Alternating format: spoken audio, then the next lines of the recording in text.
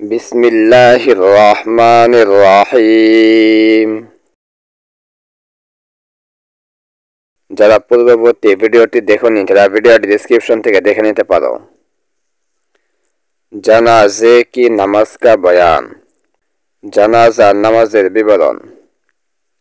सवाल, मैयत की नमाज फर्ज है या वाजिब या सुन्नत। प्रश्न, मैयत नमाज फर्ज न कि वाजिब न कि सुन्नत। जवाब, मैयत की नमाज फर्ज किफाया है। उत्तर, मैयत नमाज फर्ज किफाया। अगर एक दो आदमी भी पढ़ ले तो सबके जिम्मे से फर्ज साकित हो जाएगा। যদি দু একজন মানুষও পড়ে নেয় তাহলে সকলের জিম্মা থেকে ফরজ রহিত হয়ে যাবে। আবার किसी ने भी नहीं पढ़े तो सब गुनाहगार होगी। আর যদি কেউ না পড়ে তাহলে সকলেই গুনাহগার হবে।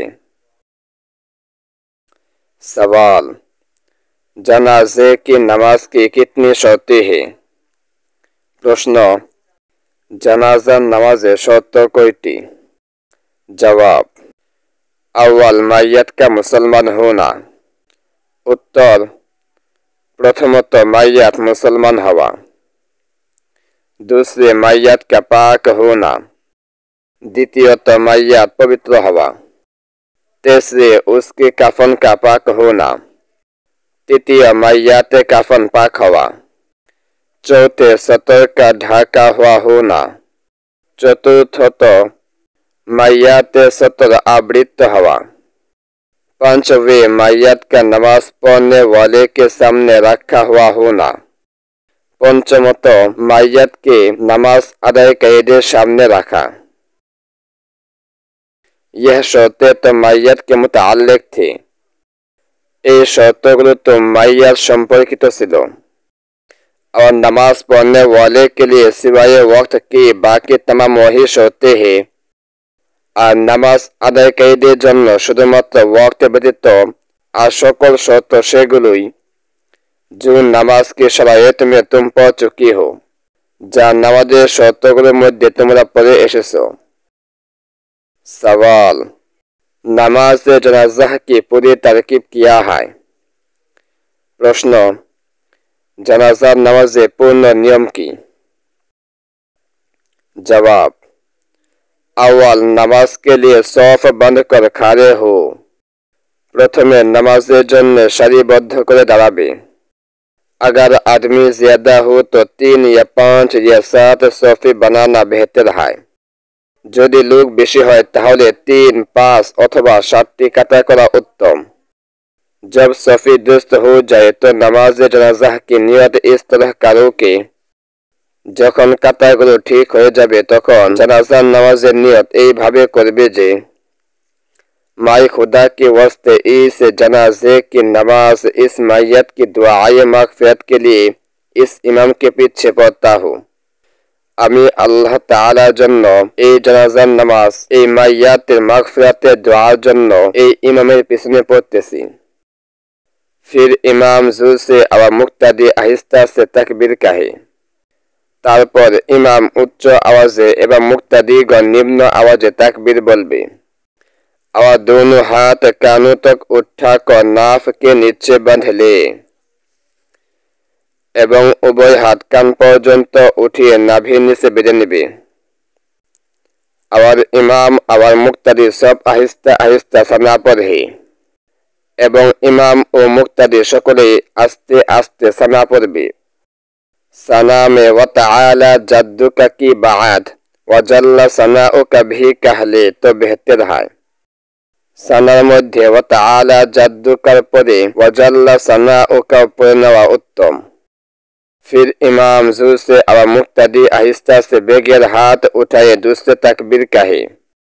তারপর ইমাম উচ্চ আওয়াজে এবং মুক্তাদিগণ নিম্ন আওয়াজে হাত না উঠিয়ে দ্বিতীয় তাকবীর বলবে। और दोनों दुरूद जो नमाज की अदाई आखिर में पढ़े जाते हैं इमाम और मुक्तादी सब आहिस्ता आहिस्ता पढ़े এবং নামাজের শেষ বৈঠকে যে দুটি দুরূদ পড়া হয় তা ইমাম এবং মুক্তাদি সকলেই আস্তে আস্তে পড়বে। फिर दूसरी तकबीर की तरह तीसरी तकबीर कहे। एरपर द्वितीय तकबीरेर मतो तृतीय तकबीर बोलबे। আবার আগার জানাজা বালেক মদ ইয়া আওরত কা হো, আর যদি জানাজার নামাজ বালেক পুরুষ কিংবা মহিলার জন্য হয় তো ইমাম আবার মুক্তাদি আহিস্তা আহিস্তা ইহ আরবি দোয়া পড়ে। তাহলে ইমাম এবং মুক্তাদিগণ আস্তে আস্তে এই আরবি দোয়াটি পড়বে। ইনশাআল্লাহ জানাজার নামাজের দোয়াটি আমরা পরবর্তী ভিডিওতে জানব।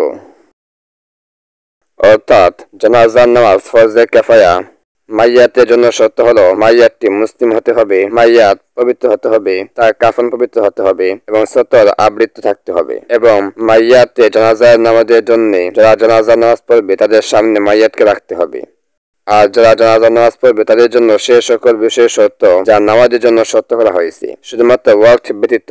আর জানাজার নামাজে প্রথম তাকবীর বলার পরে সানা পড়বে, তবে সানার মধ্যে ওয়া তাআলা জাদ্দুকা এরপরে ওয়াজাল্লা সানাউকা পড়বে। এরপর দ্বিতীয় তাকবীর বলবে, কিন্তু দ্বিতীয় তাকবীর হাত তুলবে না, হাত না তুলে তাকবীর বলবে। দ্বিতীয় তাকবীর বলার পর নামাজে যে দুরুদে ইব্রাহিম পাঠ করা হয় সেই দুরুদটি পড়বে। এরপর তৃতীয় তাকবীর বলবে। এই তাকবীরে পূর্বে তাকবীর নেই, হাত তুলতে হবে না। এরপরে মাইয়াতের জন্য দোয়া করবে। এরপর চতুর্থ তাকবীর বলে সালাম ফেরাবে।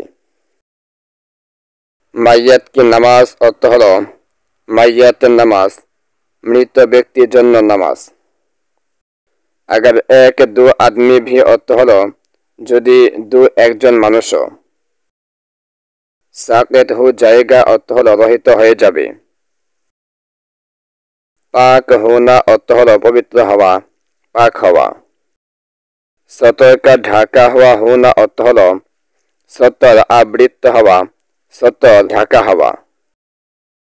सामने रखा हुआ होना अर्थ हलो अभिमुखे रखा, सम्मुखे रखा, सामने रखा।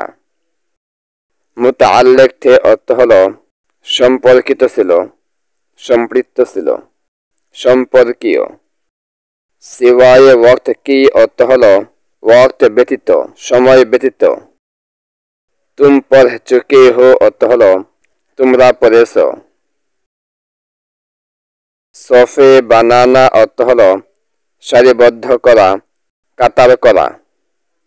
खुदा के वास्ते अर्थ हलो अल्लाह ताआला जन्ने। दुआए मगफिरत के लिए अर्थ हलो मगफिरते दुआ जन्ने, क्षमा प्रार्थनार जन्ने।